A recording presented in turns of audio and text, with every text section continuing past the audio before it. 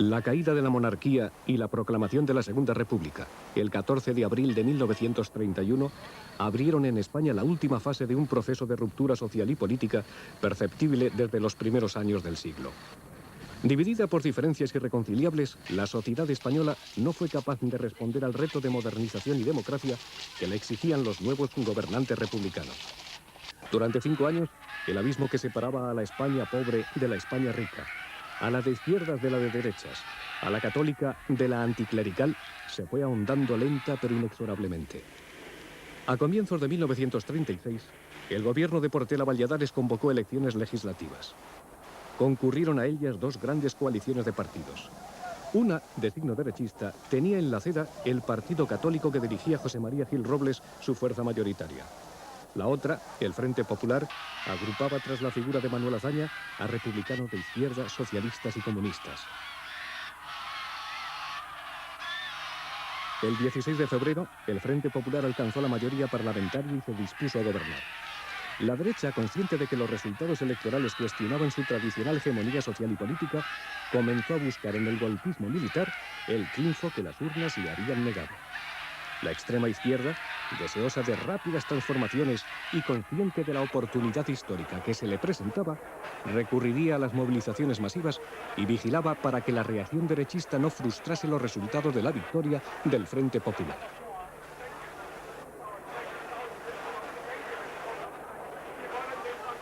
Para muchos, el gobierno de la izquierda era una puerta abierta a la revolución social y al separatismo.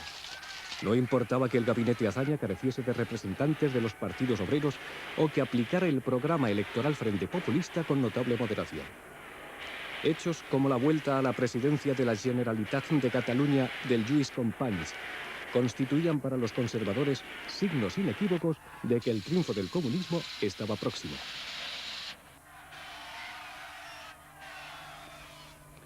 A mediados de julio de 1936, un sector de la oficialidad del ejército se sublevó contra el gobierno.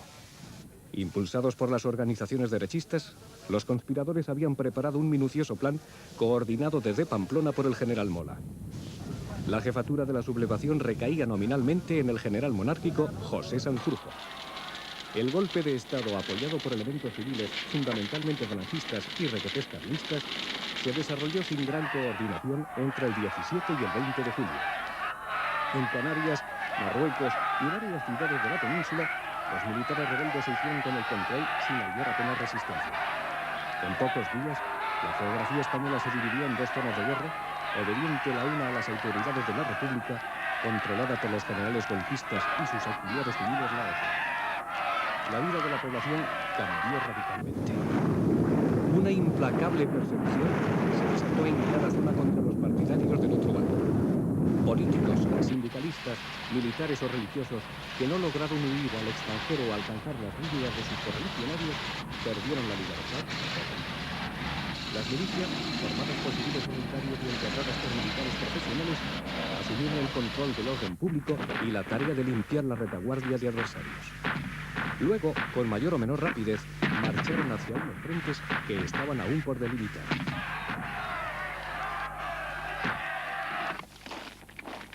Durante las primeras semanas se libró una guerra anárquica, a cargo de pequeñas columnas apresuradamente organizadas y pobremente armadas. Integradas por milicianos y tropas regulares, realizaban rápidas incursiones por sorpresa, ganando para su bando la tierra de nadie y deteniéndose allí donde la resistencia del adversario resultaba eficaz. Pese a su fracaso inicial, los sublevados disponían de varias ventajas que les iban a permitir tomar la iniciativa bélica. Al contrario que en la zona gubernamental, los mandos militares pudieron mantener la disciplina de las tropas y movilizar a la población, sin tener que compartir las decisiones con sindicatos y partidos que les estaban completamente subordinados. La adhesión al alzamiento de las guarniciones del Protectorado de Marruecos, las mejor preparadas del ejército español, representaba una baza de primer orden que pronto probaría su eficacia. Por otra parte, las regiones que quedaron en poder de los sublevados, Galicia, León, Castilla la Vieja, Navarra, eran zonas de predominio de la derecha. Una de las más dramáticas consecuencias de la guerra, desde los primeros días, fue el éxodo masivo de la población. La gran movilidad de los frentes y la despiadada represión que los atacantes ejercían sobre sus adversarios políticos ponían en peligro la vida de miles de personas que acudían a la retaguardia en busca de refugio. Las fronteras de Francia y Portugal y el enclave británico de Gibraltar se convirtieron en la meta de una creciente emigración de españoles que buscaban en el extranjero la seguridad que ya no encontraban en su patria. Pese a la vigilancia de la flota republicana que controlaba el estrecho, el ejército de África, mandado por el general Franco, pudo pasar a la península en los primeros días de agosto. Tras cruzar Andalucía Occidental y Extremadura, las columnas marroquíes avanzaron en dirección a Toledo con la vista puesta en la capital de España.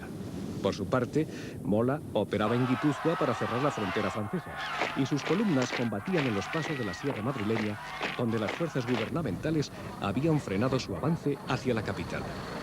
Superado el desconcierto inicial, el gobierno de Madrid y los poderes autónomos que habían surgido en numerosas provincias al calor de la movilización popular organizaron la defensa. Las columnas anarcosindicalistas de Cataluña y Valencia, al mando de jefes improvisados como Durruti y García Oliver, penetraron en Aragón en los primeros días de la guerra. Su actuación no solo aseguró para la República la zona mediterránea, sino que puso en grave peligro a las guarniciones sublevadas en Huesca. Las primeras noticias sobre la guerra civil asombraron al mundo. Phyllis Watkins Williams, una súbdita británica a la que la guerra había sorprendido en Madrid, cuenta a sus compatriotas sus primeras impresiones. El día 21, alrededor de las 6:30 de la mañana, me despertaron unos disparos y mucho ruido. Me levanté y me vestí lo más deprisa que pude. Salí corriendo y tomé un tranvía. Cuando llegué a unos 200 yardas de donde había fuego, vi los tanques. Los aviones estaban lanzando bombas sobre el cuartel de la montaña. Por fin, el bombardeo terminó hacia las 11 de esa misma mañana, porque todos se rindieron e izaron una bandera blanca. Entré, fui arrastrada con otra mucha gente. Una vez allí, empezaron a disparar dentro y fuera. Me tiré al suelo, me cubrí la cabeza y esperé. Encontré una tabla y me protegí con ella.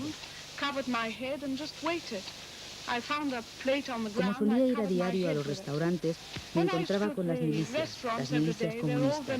Me miraban sospechosamente, como si fuera un espía, pero pronto me hice amiga de algunos y me contaron sus historias y sus aventuras. Me comentaban cómo metían a la gente en los vehículos, derramaban petróleo y los quemaban vivos. Uno de ellos me contó cómo ayudó a fusilar a 70 oficiales y jefes. También allí las mujeres participaban. Eran las más temidas. Había un convento frente a mi casa y vi cómo unos hombres derramaban petróleo y quemaban las puertas. Una vez quemadas, entraron y cogieron las estatuas, los candelabros, lo arrasaron todo. Luego lo convirtieron en un hospital. Más tarde vi a unos hombres abriendo botellas en un almacén de cerveza y bebieron hasta emborracharse. Cuando mis padres mandaron un telegrama, fui a contestarlo. Camino de la oficina, en el tranvía, el conductor fue asesinado. Mientras estaba poniendo el telegrama, oí un terrible tiroteo. Tuve que tirarme al suelo y esconderme debajo de la mesa. Si la gente fuera consciente de lo horrible que es la guerra, haría todo lo posible para evitarlo.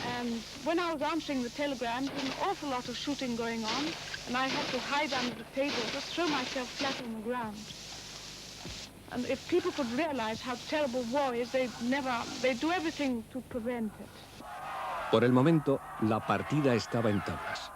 La vida en ambas zonas tuvo que acomodarse a las nuevas circunstancias. Los sublevados, que pronto se dieron el nombre de nacionales, buscaron marcar distancias respecto de la España republicana. La bandera bicolor de la monarquía fue restablecida y la Iglesia Católica recuperó sus antiguos privilegios espirituales y materiales. A cambio, la jerarquía eclesiástica se volcó en apoyo de la rebelión y no pasaría mucho tiempo antes de que sancionara oficialmente la guerra civil con el carácter de una cruzada contra el comunismo. Muerto Sanjurjo cuando regresaba a España desde Portugal, la sublevación quedó sin su jefe supremo. Varios generales podían aspirar a sustituirlo. Mola, el cerebro de la conspiración, controlaba la zona norte.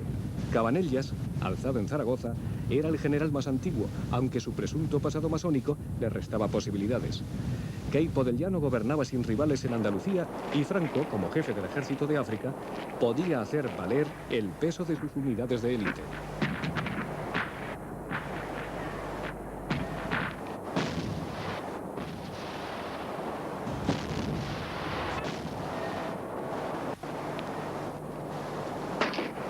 Pronto se halló una solución de compromiso. El anciano general Cabanellas asumió la presidencia de una Junta de Defensa Nacional con sede en Burgos, en la que tenían voz y voto los principales jefes militares. Pero todos sabían que era un arreglo provisional.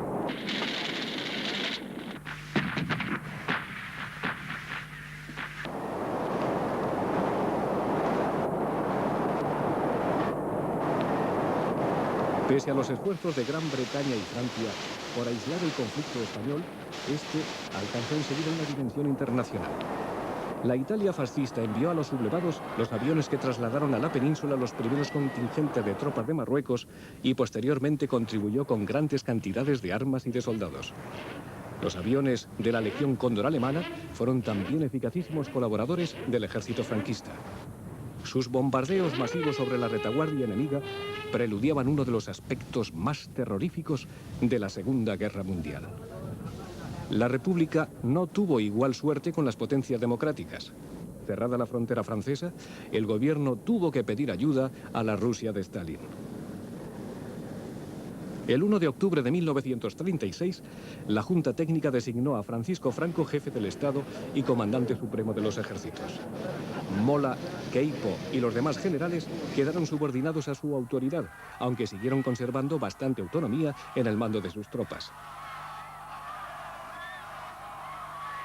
La vida política en la zona sublevada estaría sometida desde entonces a los dictados indiscutibles del caudillo Franco, quien designó una junta técnica compuesta por civiles y militares para ayudarle en sus tareas de gobierno. También en la zona republicana el poder central fue recuperando los resortes perdidos al comienzo de la guerra. El 4 de septiembre, el líder socialista Francisco Largo Caballero formó un gobierno de coalición de las principales organizaciones frente populistas, en el que figuraban incluso 4 ministros anarquistas. Tan amplia base de apoyo favoreció la consolidación política del Estado republicano. La actuación incontrolada de los milicianos, las represalias y gestos de propaganda que tanto daño hacían a la causa de la República, fueron remitiendo conforme se imponía la idea de que no podría ganarse la guerra sin disciplinar los frentes y la retaguardia.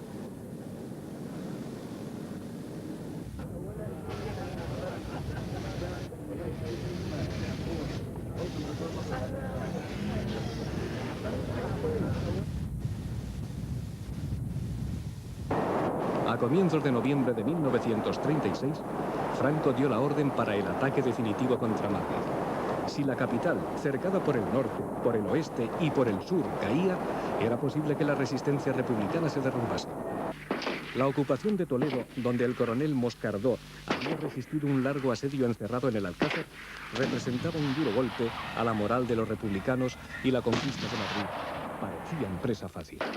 En la capital, la población se preparó para resistir. Una junta de defensa tomó el control de la situación tras la marcha del gobierno de Largo Caballero a Valencia.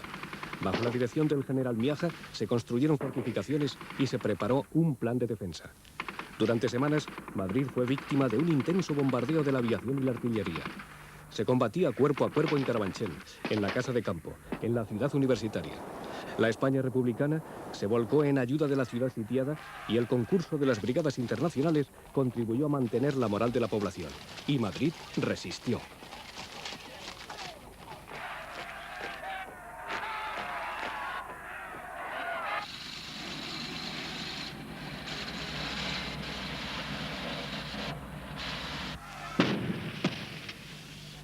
El fracaso del ataque frontal no desanimó a las tropas franquistas que buscaron insistentemente rodear la capital. En la carretera de La Coruña, a orillas del Jarama, en Guadalajara, se libraron sangrientos combates. Pero el recién creado Ejército Popular de la República era ya una fuerza eficaz y logró evitar la caída de Madrid. Nuevos nombres, Lister, Rojo y el Campesino, vinieron a sumarse a los de los jefes más populares.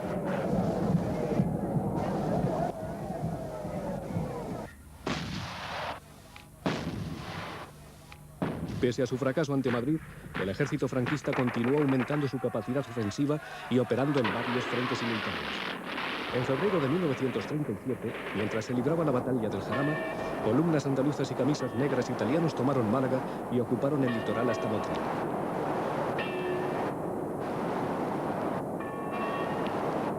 En el norte, Mola inició la ofensiva sobre Vizcaya, que conduciría a la ruptura del cinturón de hierro y a la conquista de Bilbao en junio. A estas alturas, el Comité de No Intervención creado en Londres bajo el patrocinio del ministro británico de Asuntos Exteriores, Anthony Eden, había fracasado en su misión de evitar la ayuda internacional a los contendientes.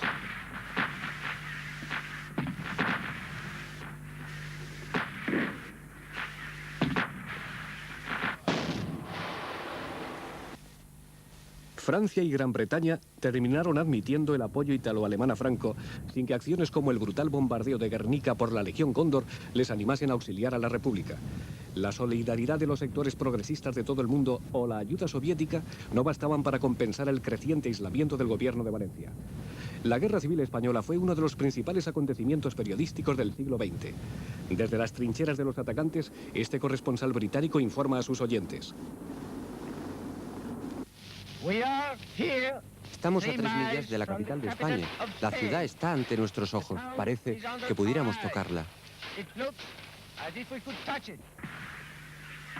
La creciente capacidad de maniobra del Ejército Popular permitió al gobierno del socialista Juan Negrín, formado tras la crisis anarcocomunista de mayo de 1937, preparar 2 grandes ofensivas para aliviar la presión franquista en el norte. En Brunete, cerca de Madrid, y en Belchite, a las puertas de Zaragoza, se enfrentaron 2 formidables masas de combatientes dotadas de moderno material de guerra. Fueron 2 fracasos parciales para la República, pero ayudaron a retrasar la caída del norte.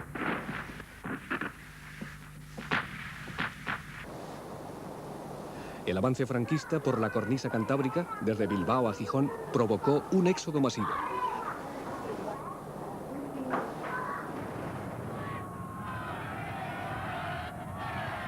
Imposibilitada de pasar a Francia, la población civil, hombres, mujeres y niños, escaparon por mar, en ocasiones ayudados por buques británicos.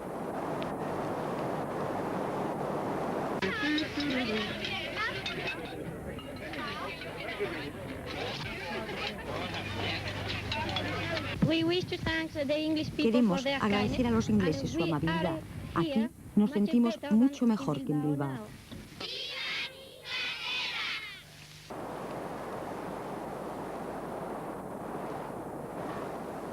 El 26 de agosto de 1937, las tropas franquistas, reforzadas con grandes contingentes italianos, entraban en Santander. Un mes después, terminaban con la resistencia en Asturias. El Frente Norte había desaparecido. Cada vez más seguro el triunfo, Francisco Franco se preocupó de conformar su Estado. En abril de 1937, unificó a todas las fuerzas políticas bajo su mando en un partido único. En enero de 1938, formó su primer gobierno. 3 meses después, promulgaba el Fuero del Trabajo, la primera de las leyes fundamentales del franquismo. La suerte de la guerra parecía definitivamente echada. La República, que paradójicamente habían llegado al máximo de su capacidad bélica, quemó sus últimos cartuchos en Teruel y en el Ebro.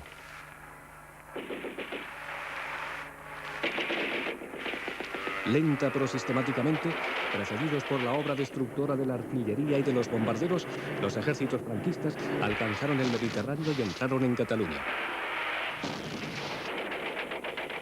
Sobre el Principado convergieron 6 cuerpos de ejército, al mando de algunos de los más prestigiosos generales de Franco: Yagüe, Moscardó, Solchaga, Muñoz Grandes, el italiano Gambara.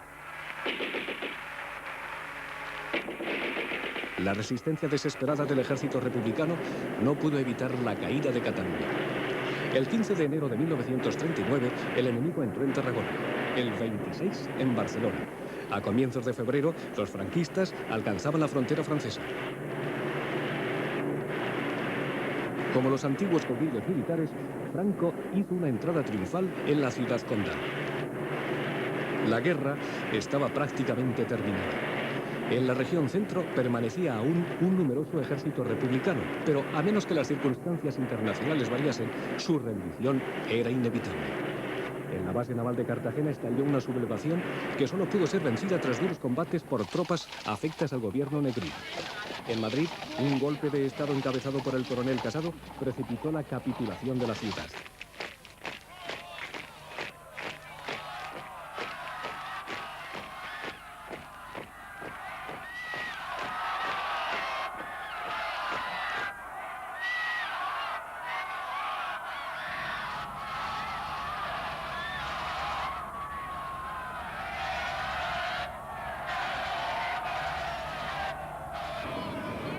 Con la huida de la flota republicana al norte de África, la marina franquista obtenía el control de las costas mediterráneas y cerraba a la República su última vía de suministros.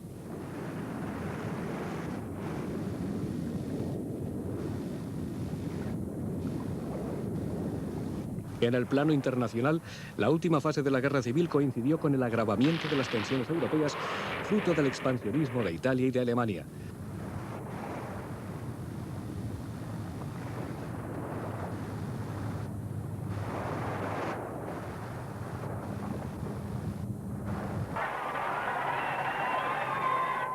En octubre de 1938, Negrín despidió en Barcelona a las brigadas internacionales, cuyo concurso no podía variar ya el rumbo de la contienda.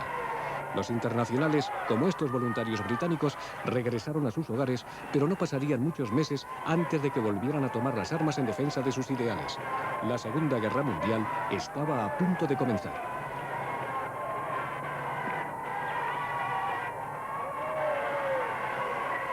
En aquella Europa convulsa y desconfiada, la suerte de los perdedores no era precisamente envidiable. El éxodo de la población catalana ante el avance del enemigo, realizado a través de los Pirineos en pleno invierno, constituye uno de los más patéticos testimonios de la guerra de España.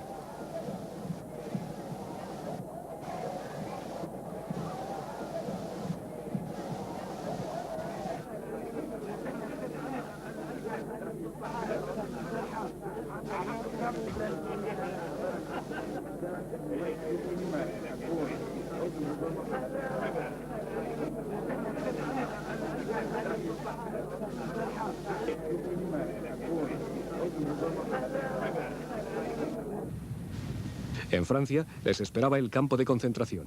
Para muchos, el alejamiento de la patria se prolongaría casi 40 años.